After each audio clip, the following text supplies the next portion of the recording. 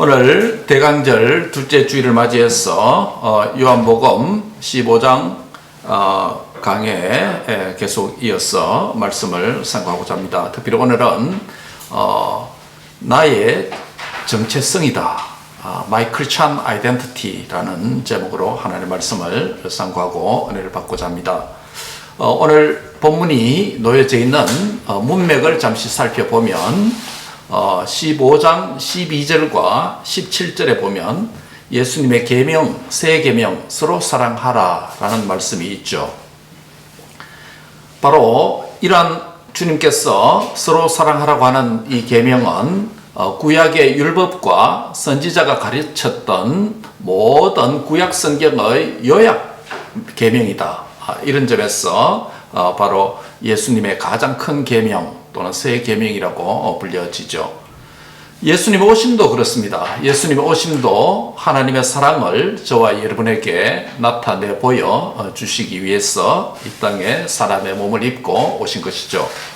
이 사랑의 힘을 입어서 저와 여러분은 예수님을 사랑하는 자가 되었습니다. 전에는 나 자신을 사랑하는 이기적인 존재였고 또 나 중심으로 사랑을 하는 자였으나 바로 예수님께서 하나님 아들 독생자 예수님으로 이 땅에 오시고 하나님의 희생과 그분의 헌신적인 사랑을 우리에게 보여주심으로 그 사랑의 본을 받았어. 이제도 우리는 예수님을 사랑하는 자가 되었고 또 예수님 안에 있는 형제 자매들을 또 서로 사랑하며 심지어는 교회 밖에 있는 잃어버린 영혼에 대한 관심과 사랑을 이 땅에서 남은 여생 표현하면서 살아가는 자로 삶이 바뀌어졌고 그렇게 또한 그 방향으로 자라가고 있는 중입니다.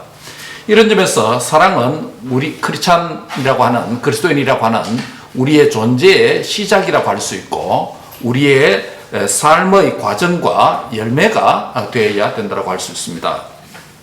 이전보다 더욱더 예수님을 사랑하는 저와 여러분이 될 수 있기를 바랍니다.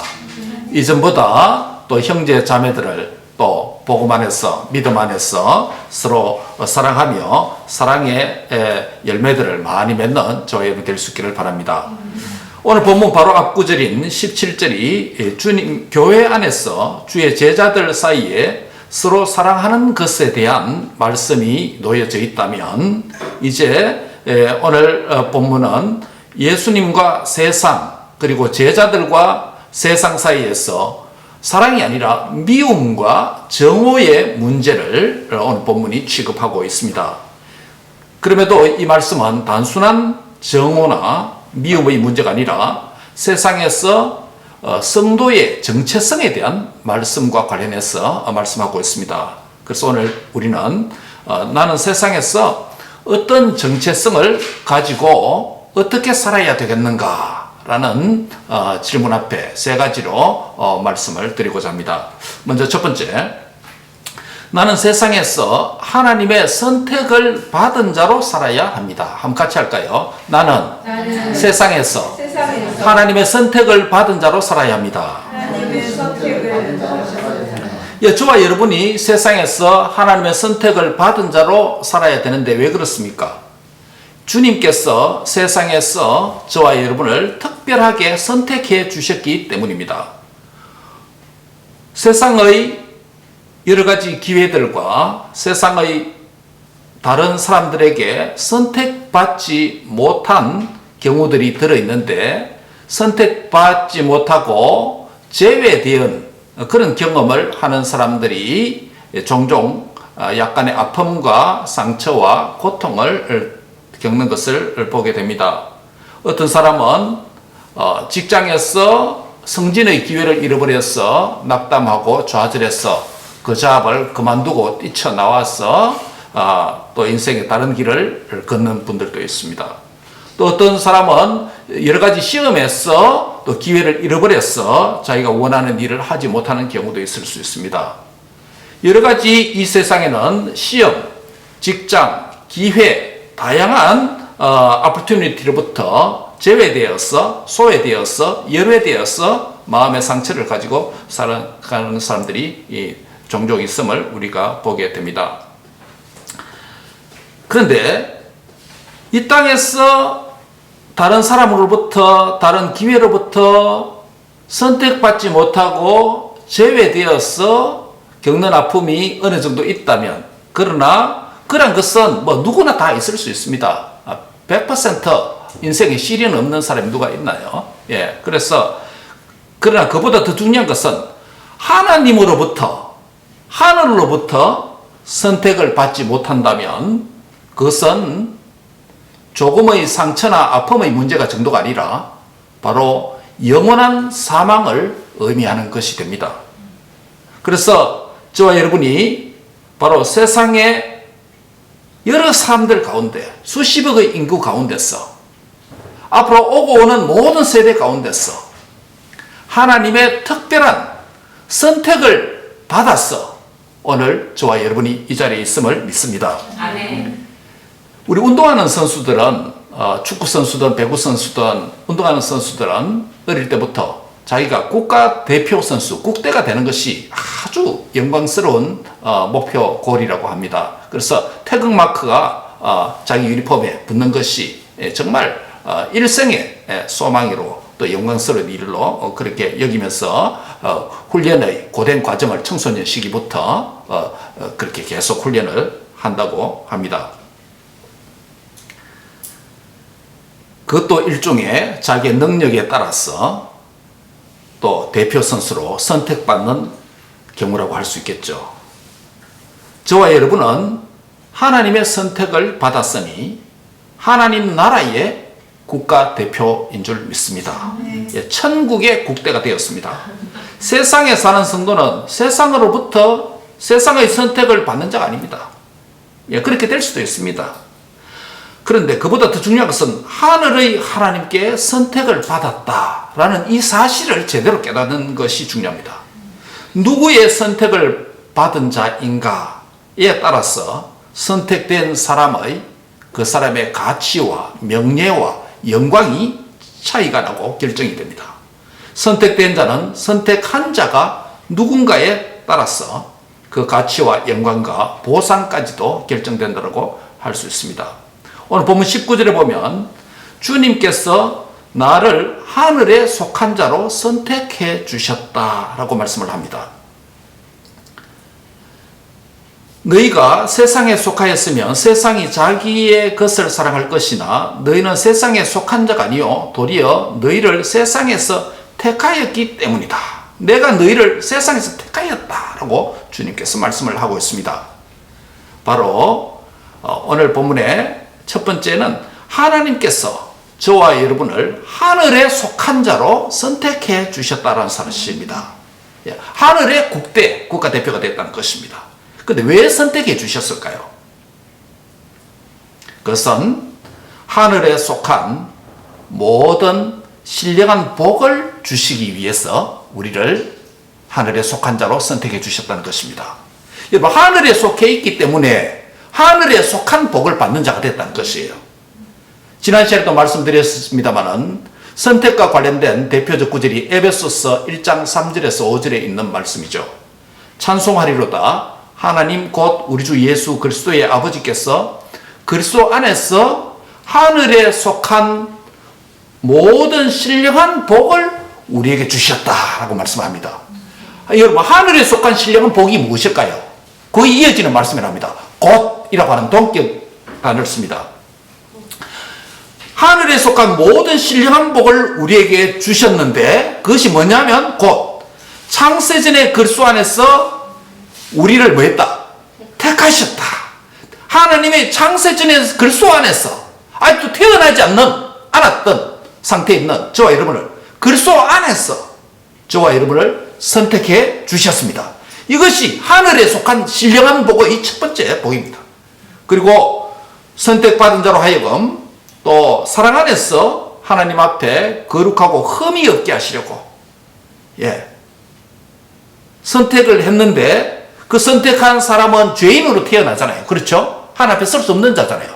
그런데 그 하나님의 그 사랑 안에서 하나님 앞에 설 수 있도록 거룩하고 흠이 없는 인생이 되도록 하시려고 하나님의 기쁘신 뜻대로 예정을 하셨다. 구원하기 위해서 예정까지 하셨다.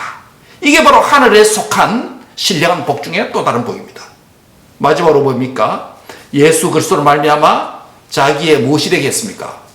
아들들, 자녀들이 되겠다. 그래서 하늘에 속한 신령한 복은 에베소서 1장 3절에서 5절 세 가지로 말합니다. 우리를 창세전에 선택하셨다. 두 번째는 거룩하신 하나님 앞에 서게 하시려고 구원하기로 뭐 하셨다? 예정하셨다. 마지막 세 번째는 하나님께서 마침내 우리를 그의 아들들, 딸들, 자녀들이 되게 하셨다. 여러분, 이것보다 더 큰 복이 없어요. 하늘에 속한 신령한 복이에요. 땅에 속한 여러 가지 복들이 많습니다. 눈에 가시적인 복이 많이 있습니다. 뭐 이 땅에 언어로 표현하면 장수하는 것도 복이고, 그렇죠? 또 질병이 없이 건강하게 사는 것도 복이고, 또 좋은 사람을 만나는 것도 복이고, 예. 그 다음에 좋은 또 우리 자녀들이 앞길이 뭐 형통하게 잘 되어지는 것도 복 중에 하나고, 그렇죠? 이 가시적인 복이 땅에 많습니다. 그러나 이런 것도 하나님의 은혜로 주시는 복이라면, 그러나 더 근원적인 복이 있습니다. 하늘에 속한 모든 신령한 복. 한번 같이 하겠습니다. 하늘에 속한 모든 신령한 복을 받자. 예, 하늘에 속한 모든 신령한 복을 저와 여러분에게 주시기 위해서 하늘에 속한 자로 선택해 주셨다는 것입니다. 할렐루야. 예, 하늘에 속한 복을 받으려면 하늘에 속한 자로 선택을 받아야 된다는 것이에요. 예. 왜 우리를 선택해 주셨습니까? 두 번째는 하늘에 속한 자는 하늘에 속한 자로 살도록 하기 위함입니다. 예, 하늘에 속해 있는데 땅에 속한 자 같이, 하늘에 속한 자로 선택해 주었는데 사람에 속한 자 같이, 하늘에 속한 자로 하늘의 신령한 복을 누리도록 살도록 했는데 땅의 복만 추구하면서 살아간다면 그것은 하늘에 속한 자로서 살지 못하는 것입니다. 하늘에 속한 자는 하늘에 속한 자로 살아가야 됩니다. 이번 하늘에 속한 자가 어떤 자입니까? 그것이 요한계시록 14장 1절에서 매우 분명하게 보여줍니다. 변동될 수 없다라고 하는 확정적인 표현을 쓰고 있습니다. 그들의 이마에 뭐가 있다?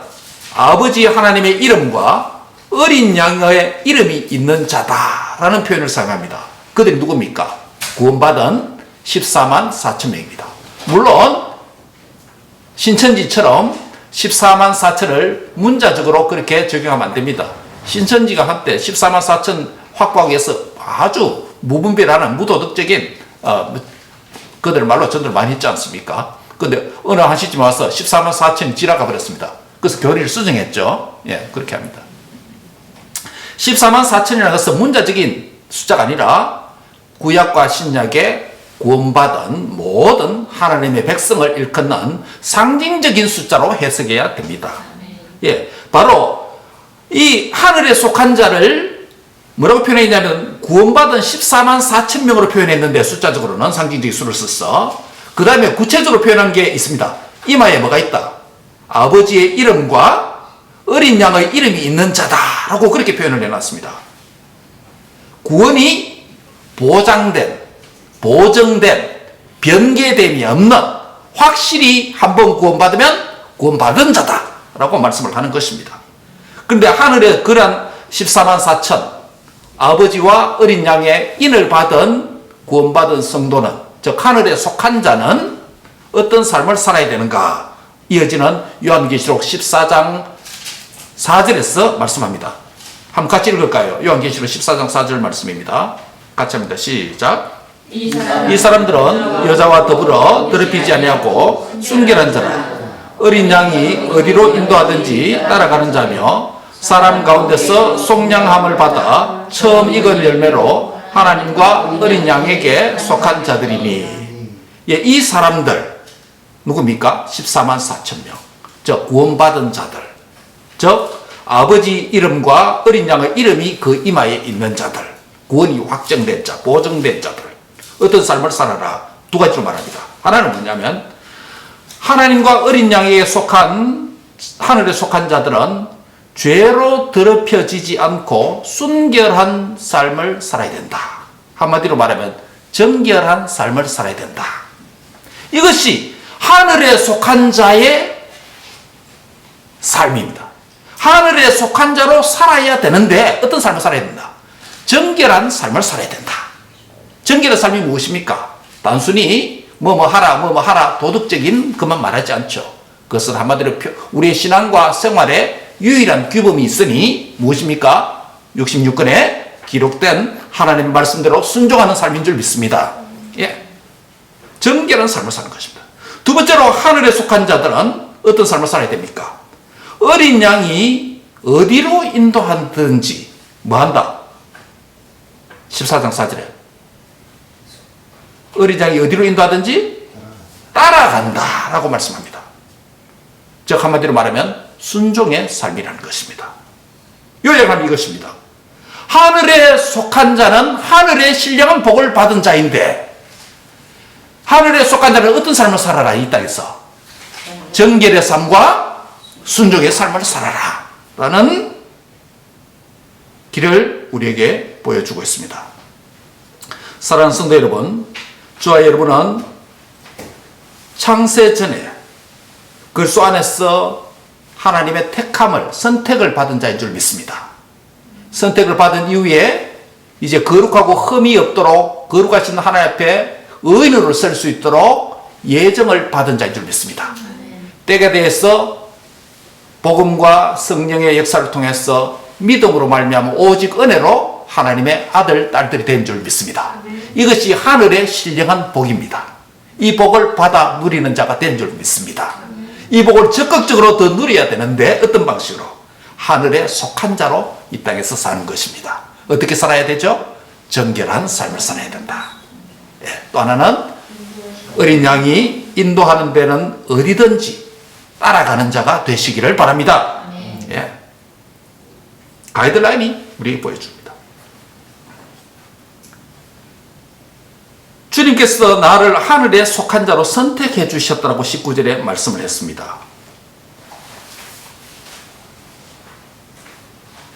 18절에 보면 선택받은 나는 세상에서 미움을 받더라도 세워주신 그 자리에 있어야 된다라는 교훈을 받습니다. 18절 한번 보시기 바랍니다. 세상이 너희를 미워하면 너희보다 나를 먼저 미워한 줄 알라라고 말씀합니다. 여러분, 세상에서 많은 사람들 가운데서 하늘에 속한 자로 선택을 받지 않았습니까? 저 여러분이. 그런데 선택받은 사람이 하늘에 속한 자로서 정결하게 살려고 하고 또 어린 양이 인도하시는 데는 어디든지 따라가는 삶, 순종의 삶을 살려고 할 때 세상에 속한 자들로부터 하늘 속한 자가 아닌 세상에 속한 자로부터 무엇을 받을 수 있다? 미움과 적극적인 핍박과 박해까지도 받을 수 있다는 것 아닙니까? 세상에서 선택받은 자로서 삶을 살아가는 그 사명에 집중하지 못하는 두 가지가 있습니다. 무엇일까요? 오늘 본문이 말한 대로 세상 사람들의 땅에 속한 사람들의 반대와 미움의 부담을 갖기 때문입니다. 세상이 너희를 미워하면 너희보다 나를 먼저 미워한 줄 알라. 즉 이 말은 너희를 미워한다고 했어, 너희를 반대한다고 했어, 부담 갖지 말라는 거예요. 이것은 예수님이 이 말씀하신 예수님 자신이 먼저 미움을 받았고 그 길을 가셨다. 그래서 저와 여러분이 정결한 삶을 살려고 할 때, 가정에서 정결한 삶을 살려고 할 때, 직장에서 정결한 삶을 살려고 할 때, 이 세상에서 어린 양이 인도하시는 데는 어디든지 따라가는 내 뜻을 내려놓고 아버지의 뜻대로 따라가는 순종의 삶을 살려고 할 때 여러 가지 세상적인 반대와 미움과 부담과 싫어하는 일들이 우리 주위에 있을 수 있습니다. 심지어는 나를 가장 가까이 있는 사람들도 그렇게 될 수 있습니다.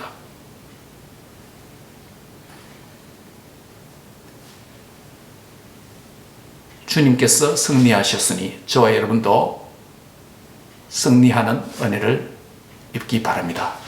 예, 주님이 인도하시는 데는 어디든지 따라가는.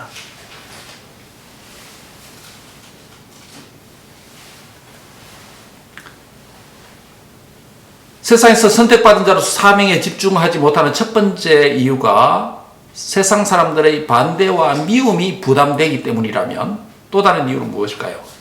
하나님께서 선택하신 것에 집중하지 못하는 자기 선택의 덫과 유혹에 빠졌기 때문입니다. 우리가 하나님의 선택을 입고 하나님께서 뜻하신 길, 원하시는 길을, 그 길을 빨리 쫓아서 걷지 못한 이유가 어디 있습니까? 하나님이 선택하지 않는 다른 나의 선택에 집중하기 때문이라는 것이요. 나의 선택의 유혹과 덫에 매여 있기 때문에 하나님이 선택하신 길을 걷는데 집중하지 못한다, 헤지테이트 한다는 것이에요. 우리가 요한복음 15장 16절에 보면 유사한 말씀이 있습니다. 너희가 나를 뭐한 것이 아니다. 택한 것이 아니라는 것이에요. 내가 너희를 택했다는 거예요. 하늘에 계신 하나님께서 하늘에 속한 자로 우리를 택해 주셨고, 그분의 말씀대로 정결하게 그분의 어린 양이 인도하는데 어디든지 따라가도록 주님이 원하시는 길을 보여주시고 가르쳐 주시고, 주님께서 맵을 만들어서 내비게이션을 보여줬는데 그 길을 걷지 않고 트래픽이 있기 때문에 조금 더 내가 이 길을 빠르다 생각했어. 그 길을 선택하고 가면 둘러가는 것이 됩니다. 너희가 나를 택한 것이 아니요. 이것은 하나님과 우리 사이의 선택의 문제이지, 그러나 더 한 걸음 들어가서 적용하면 주께서 저와 여러분을 이 땅에서 하나님의 뜻대로 사는 길과도 관련이 있습니다. 하나님께서 저와 여러분을 선택하셨다면 하나님께서 저와 여러분을 향해서 인도하시고자 하는 어린 양이 이끄시는 길이 있는 줄 믿습니다. 예, 그 길로 걸어야 된다는 것이에요. 그 길로 걸을 때 열매를 풍성하게 맺을 수 있다. 그리고 그 열매가 일시적인 반짝 열매가 아니라 항상 있게 하여, 15장 16절 잘 보세요. 너희로 가서 열매를 맺게 하고, 열매가 맺어졌죠? 그럼 그 열매가 항상 있도록 한다.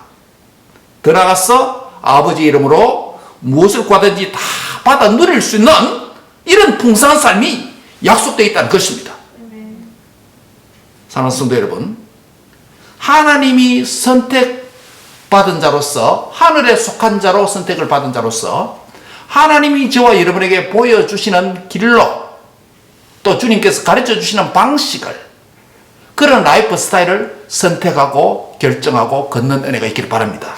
그리할 때 열매를 맺고 열매가 항상 있게 되고 하나님의 더 풍성히 받아 누리는 복의 비결이 여기 있다는 것이에요.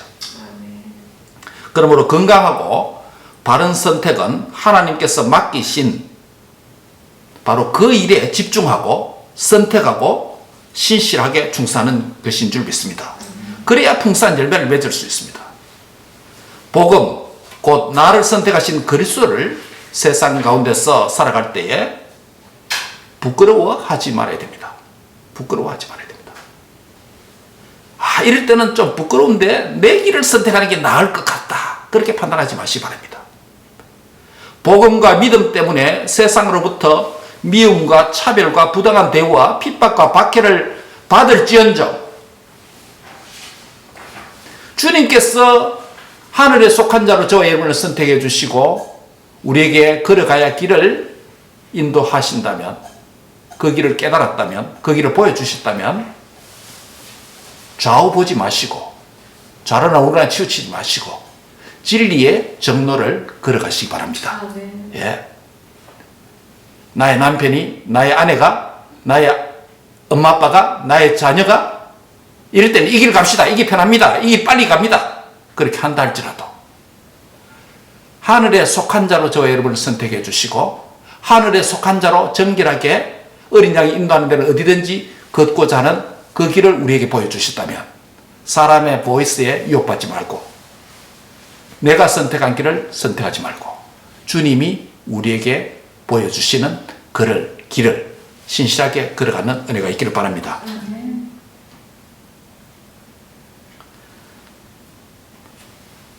나를 선택해 주신 주님의 뜻대로 이 땅에서 살아갈 때 시편 기자의 고백처럼 내게 줄로 지어준 구역은 아름다운 곳에 있으며 나의 기업이 실로 아름답도다 라는 시편 구절을 기억하십니까? 저와 여러분을 향해서 주께서 친히 줄로 지어준 구역이 있습니다.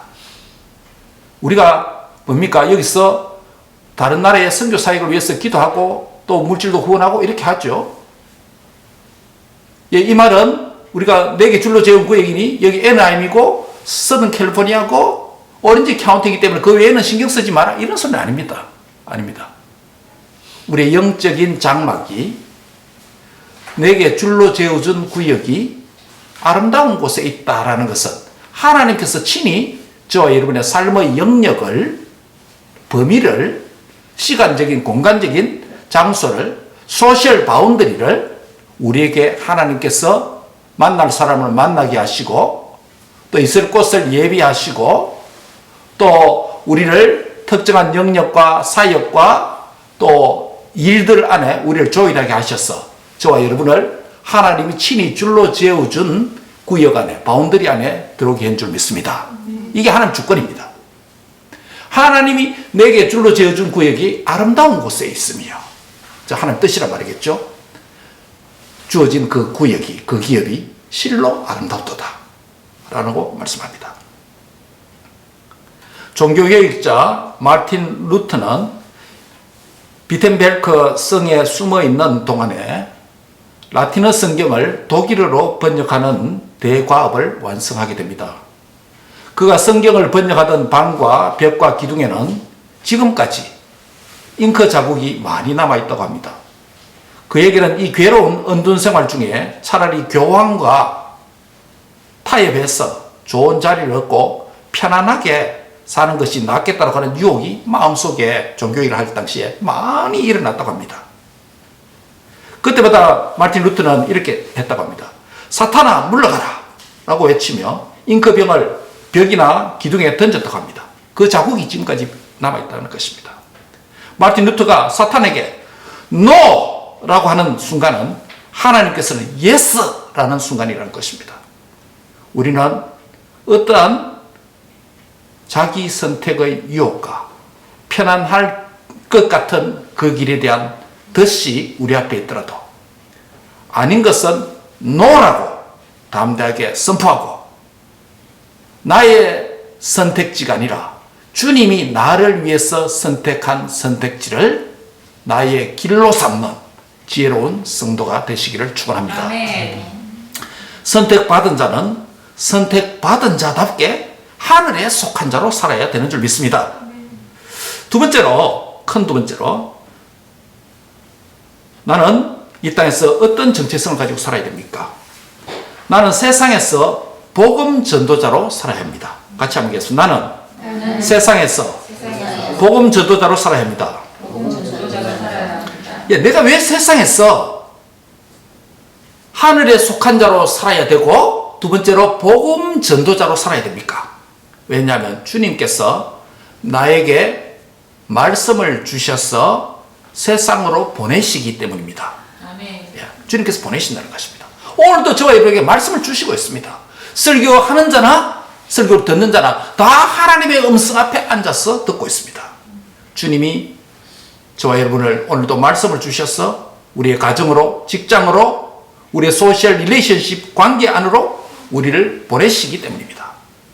보냄을 받은 전도자가 기억해야 될 세 가지가 있습니다. 첫 번째는 뭐냐면 말씀을 받을 주님의 백성이 이 세상에 있다는 것입니다. 즉 목표가 있다, 타겟이 있다는 것입니다. 20절에 한번 보세요. 내가 너희에게 종이 주인보다 더 크지 못하다는 말을 기억해라.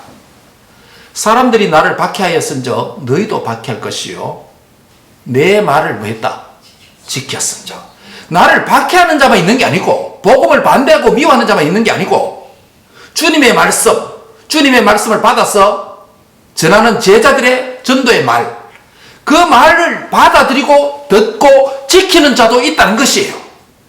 그래서 주님께서 우리를 보내신다는, 세상으로 보내신다는 말은 세상이 속한 자가 미워하고 복음을 반대하고 우리를 부담 주고 입을 막게 하는 거기에 신경 쓰지 말고, 세상에서 저와 여러분을 통해서 보냄을 받은 전도자를 통해서 말씀을 듣고 받고 지켜야 될 자가 한 사람이든지 거기에 있다는 것이에요. 목표가 있다는 것이에요. 주님이 정해놓은 타겟이 있다는 것이에요.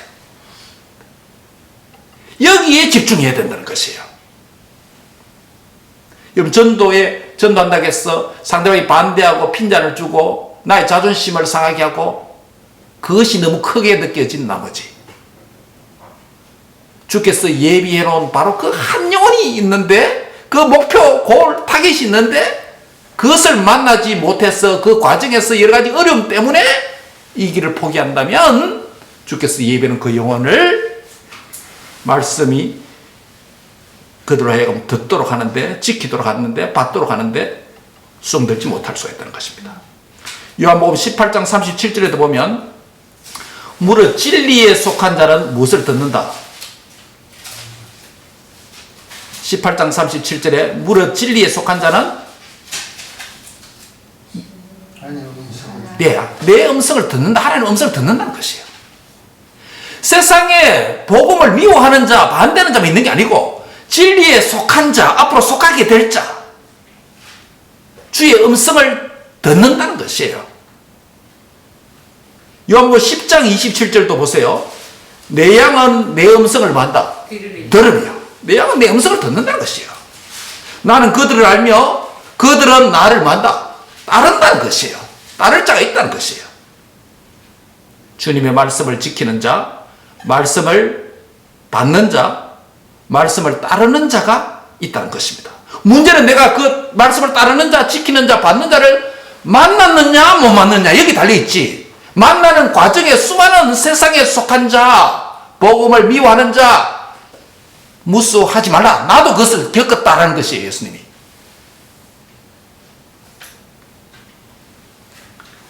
사도 요한이 쓴 또 다른 책인 요한서신에도 보면, 요한 1서 4장 6절에도 보면 우리는 하나님께 속하였으니, 어디에 속했다고요? 하나님께 속하였으니, 하나님을 아는 자는 우리의 말을 듣는다는 것이에요. 하나님께 속하지 아니하는 자는 우리의 말을 뭐하지 않는다? 듣지 않는다는 것이에요. 이로써 진리의 영과 미혹의 영을 분별한다는 것입니다. 그러면 말씀 선포는 영분별의 과정이라고 할 수 있습니다. 말씀을 전해보면 그 영이 미혹의 영에 속했는지 성령에 속했는지 알게 된다는 것이에요. 예. 그러니까 전도는 뭡니까? 그 사람의 영을 분별하고 그 사람의 운명을 가르는, 구원과 심판의 길을 결정하는 엄청난 중대한 일이 된다는 것이에요. 한두 번 전도하고 반응이 상대방이 시큰둥하고 싫어한다고 포기하거나 낭망하지 말아야 됩니다. 그것이 우리의 가족이든 우리의 친한 친구든지 노방에서 알지 못하는 자든지 상관없습니다. 반대와 박해하는 이 세상에 속한 자가 살아가는 세상에서 주께서 예비해 두신 그 말씀을 듣고 받고 지킬 자가 반드시 있다는 것을 믿으시기 바랍니다. 이런 확신에서 우리의 전도가 출발됩니다. 그런 한 사람을 찾기 위해 주일 예배와 주일의 교제 이후에 우리는 세상으로 말씀을 가지고 나갑니다. 나가야 합니다. 나를 통해 말씀을 들을 자를 찾아야 합니다. 잃어버린 한 영혼, 잃어버린 한 진주를 찾기 위해서 한 주간 나아가는 복된 전도의 여정이 되시기를 바랍니다. 당장 열매 못 맞아도 상관없습니다. 하나님께서 예배는 그 영혼을 만나는 과정이에요. 문제는 주여 내 눈을 열어서 잃어버린 한 영혼을 만나게 하소서. 이것이 우리의 기도 제목이 되어야 됩니다. 주여 나를 복종시켜 주께서 찾으시고자 하는 그 영혼이 있는 곳으로 나를 인도해 주옵소서. 아멘. 같이 한번 하겠습니다. 주여 내 눈을 열어서 잃어버린 한 영혼을 만나게 하소서. 또 다른 기도입니다. 주여 나를 복종시켜 주께서 찾으시고자 하는 그 영혼이 있는 곳으로 내가 알지 못하더라도 인도해 주소서. 아멘. 예. 천하보다 귀한 한 생명의 영혼을 구하기 위해 이 세상에서 저와 여러분이 하나님의 선택을 받았어. 하늘에 속한 자로 살아가면서 정결과 또 그분이 이끄시는 데는 어디든 데로 따라가면서 전도자로 살아가야 된다는 것입니다. 이 사망의 세상에서 사람을 살리는 생명의 복음의 사역자로 사는 이 삶의 가치를 제대로 깨달아야 은혜 받은 자라고 할 수 있습니다. 바울이 사도행전 20장 24절에 말한 대로 나의 달려갈 길과 주 예수께 받은 사명, 그게 뭐라고요? 곧 하나님의 은혜의 복음을 전하는 일을 마치려 하면은 나의 무엇도, 나의 생명조차도 조금 더 귀한 것으로 여기지 아니할 것이다 라고 말하는 것입니다. 전도의 대상자가 나의 아버지, 나의 할아버지라도 겁내지 마세요. 겁내지 마세요. 복음 없으면 지옥 갑니다. 복음 받아야 생명 얻습니다. 예. 내가 아는 자이든 내가 모르는 자이든 부담 가질 필요가 하나도 없습니다. 하나님께서 그 영이 하나님께 속한 자로 작정된 자이면 하나님의 은혜로 말미암아 예정을 통해서 또 우리의 복음 전파를 통해서 하나님의 자녀들이 되는 줄 믿습니다. 그게 하늘에 속한 신령 복이잖아요. 21절에 보면 주님의 이름으로 보냄을 받은 자는 그 이름 때문에 박해를 받는다. 아까 앞에서도 비슷한 말씀, 미움을 받는다는 표현을 썼죠. 예, 오늘 그런 부분이 상당히 강조되어 있습니다. 그러니까 그것을 그렇게 대수롭게 여겨라 이 말이에요. 그렇게 개의치 말라는 것이에요. 그 말씀 강조해 놨습니다.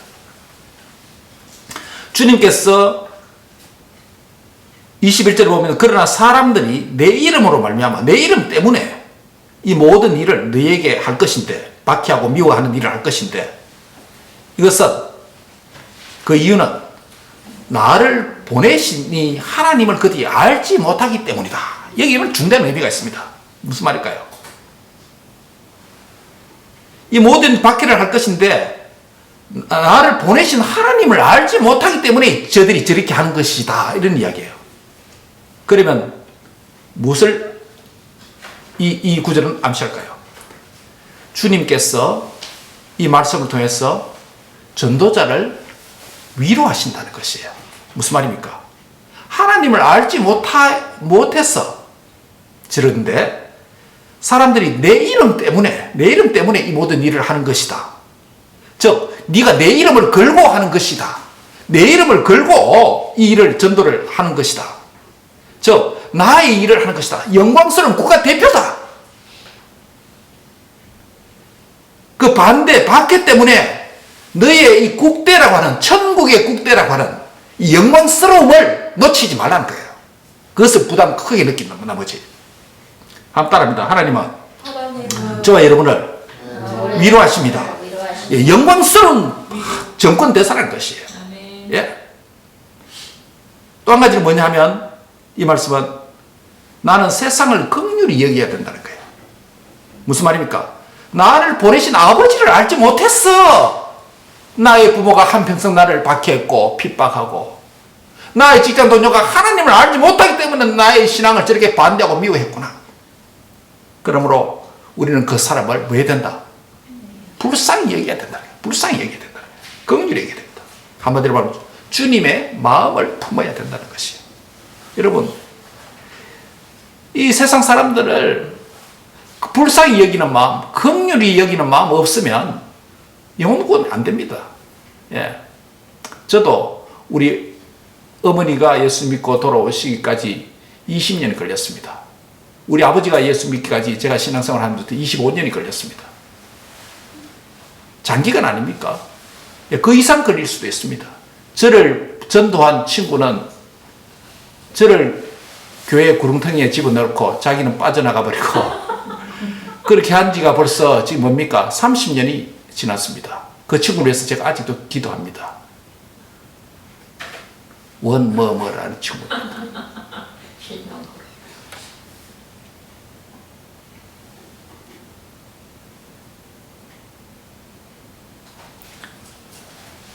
우리가 하나님의 선택을 받은 자로서 우리가 구원해야 될 영혼을 긍휼히 불쌍히 여기는 마음을 주께서 저와 여러분에게 부어주시기를 원합니다. 그래서 아직도 가정이 완전 복음화되지 못한 가족들, 친지들, 이웃들, 아무리 전에도 반대만 하고 핍박만 하고 나를 싫어만 하는 그럼 지옥 가쁘라 그런 마음이 들 때도 있지만, 그러나 하나님을 알지 못해서 그런 것이다. 알지 못해서. 그 다음에 그들을 불쌍히 여겨야 기도가 열리고 입술이 열려서 복음을 전할 수 있는 줄 믿습니다. 하나님께서도 그렇게 기도할 때 복음 전할 기회를 만들어 주실 줄 믿습니다. 예. 아까 앞에도 말한 것처럼 미혹의 영과 진리의 영을 복음을 선포를 통해서 분별한다고 그랬죠. 오늘 22절부터 25절에도 말씀합니다. 주님의 말씀 선포는 핑계할 수 없는 하나님의 심판과 구원을 선포하는 일이 된다고 말씀합니다. 예수님께서 유대인들에게 말씀을 전하지 않았더라면 그들은 죄가 없으려니와 지금은 그 죄를 핑계할 수 없다라고 말씀합니다. 24절에도 보면 예수님께서 유대인들에게 말씀을 전하지 않았다면 그들은 죄가 없으리니와 지금은 그들이 나와 내 아버지를 보았고 미워하였다라고 말합니다. 그러면서 그들은 핑계할 수 없다는 것이에요. 이 말씀 오늘 우리에게도 적용하면 우리가 말씀을 믿지 않는 자에게 전하는 것은 그 사람에 대한 하나님의 심판, 믿지 않으면 심판이고 믿으면 구원인데 심판과 구원을 선포하는 엄청난 일이 된다. 그들은 장차 하나님의 심판의 보좌 앞에서 핑계할 수가 없다. 왜? 몇 년, 몇 월, 며칠 누구를 통해서 너는 복음 받았잖아 라고 주님이 말씀하시기 때문에 복음을 받은 자에게 핑계할 수 없다라는 것입니다.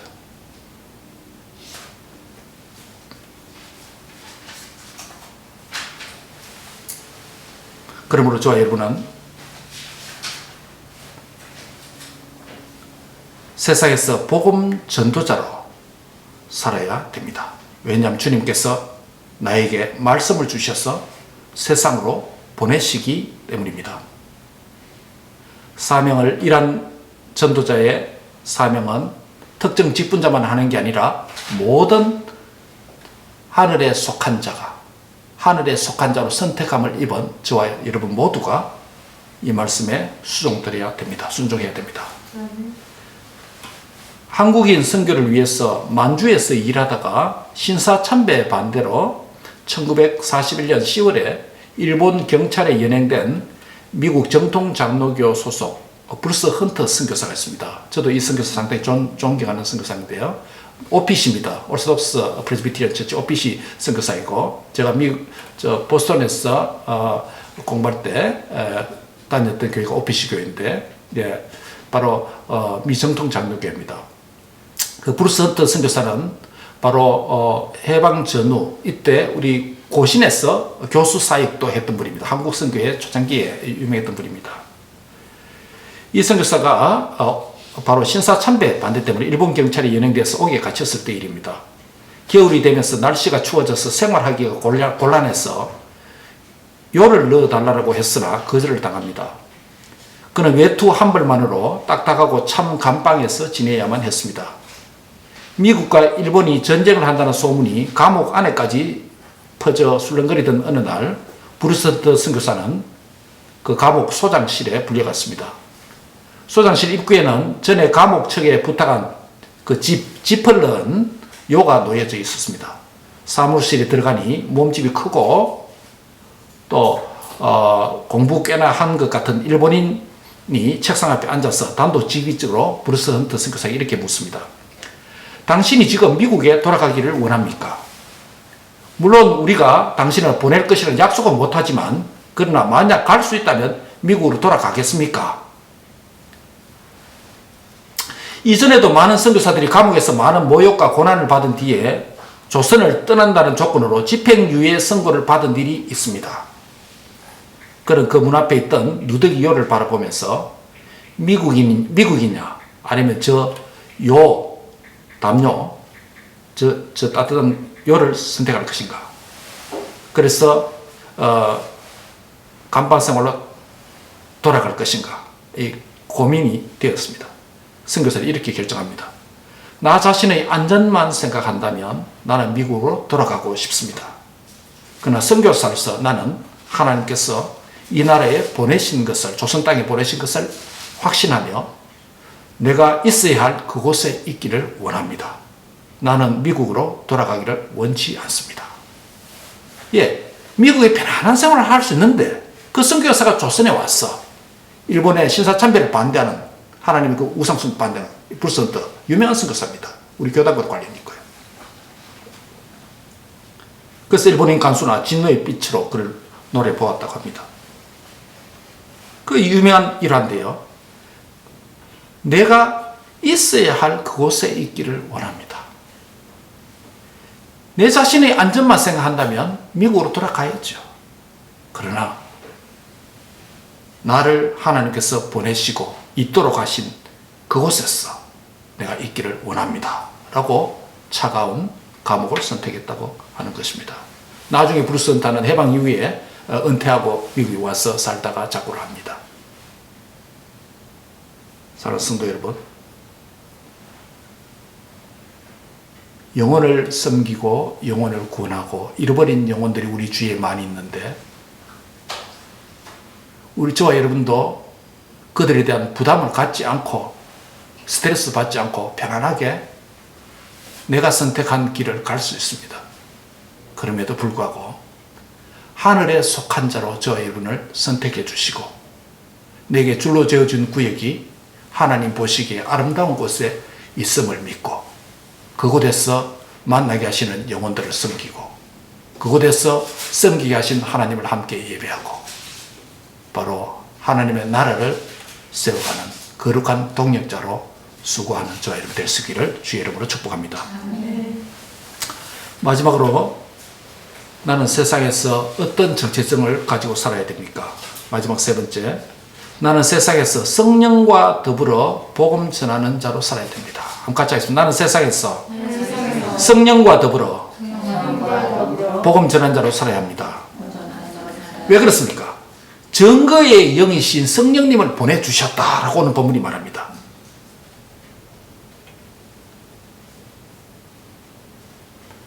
보혜사 성령님은 예수님을 증언하는 영으로 오셨다라는 것입니다. 이 말이 무슨 말입니까, 여러분? 두 가지입니다. 하나는 저와 여러분이 하나님 말씀을 읽을 때, 말씀을 들을 때 깨닫도록 하기 위해서, 진리 가운데로 인도하기 위해서 진리의 스승이 된다라는 것입니다. 또 하나는 나를 통해서 믿지 않는 자들의 복음을 전할 때에 성령께서 그들에게 함께 역사해 주셔서 그들이 믿도록 역사해 주신다라는 점입니다.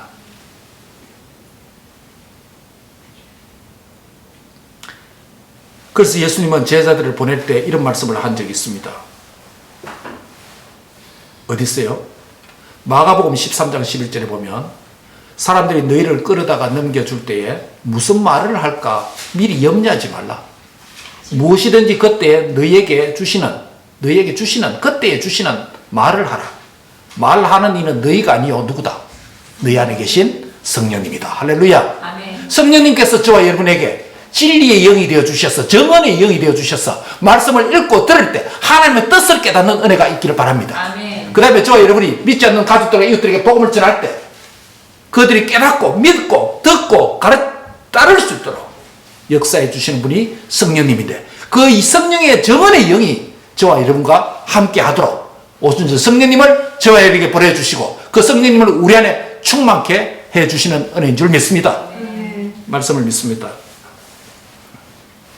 우리는 세상에서 어떤 정체성을 가지고 어떻게 살아야 합니까? 라는 질문입니다. 세 가지입니다. 주님께서 세상에서 나를 선택하셨으니 나는 선택받은 자로 살아야 됩니다. 선택받은 자로 살아야 됩니다. 즉 이 말은 하늘에 속한 자로 선택해 주셨으니 하늘에 속한 자답게 살자라는 것입니다. 두 번째로 주님께서 나에게 말씀을 주셔서 세상으로 보내시니 나는 말씀을 전하는 전도자로 살아야 되는 줄 믿습니다. 예, 박해도 받을 수 있습니다. 미움도 받을 수 있습니다. 그러나 주님이 그 말씀을 듣고 따를 한 영혼이 준비되어 있다는 것이에요. 그 과정이 힘들어요. 그 찾기 힘들어요. 그것만 알면 시간 낭비하지 않고 에너지 낭비하고 그 사람에게 딱 가면 되는데, 그런데 하나님은 전도의 미련한 방법을 통해서 이 사람에게 전해보고 저 사람 전해보고 영을 분별하면서 전해보면서 하나님께서 예배해 놓은 그 영혼에게 인도해 주시는 줄 믿습니다. 아멘. 이 복을 받아 누리기를 바랍니다. 아멘. 예. 이런 일을 우리 홀로 하지 않도록 정언의 영이신 성령님을 보내서 증거의 동력자로 삼아 주셨습니다. 할렐루야. 예. 성령님이 저와 여러분이 안에서 진리의 스승이 되시고 진리의 정언자가 되어 주셔서 증거의 동력자로 우리와 함께 가시는 분인 줄 믿습니다. 기도하겠습니다. 하나님 감사합니다.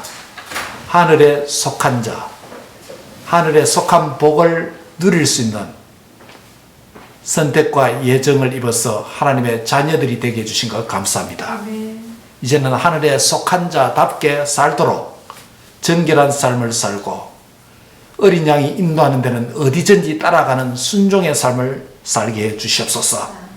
특별히 복음을 전하는 전도자가 되도록 축복해 주시옵소서. 이 길은 세상이 싫어하고 미워하고 부담을 갖도록 하는 길이나, 그러나 그 말씀을 듣는 한 영혼이 있다는 것 기억하게 해주시고 그 한 영혼 때문에 우리를 보내신다는 것을 기억하게 해주시옵소서. 이 길에 쫓아도 동행하시는 정은의 영이신 성령님이 함께하는 줄 믿습니다. 감사하고 예수님의 이름으로 기도합니다. 아멘.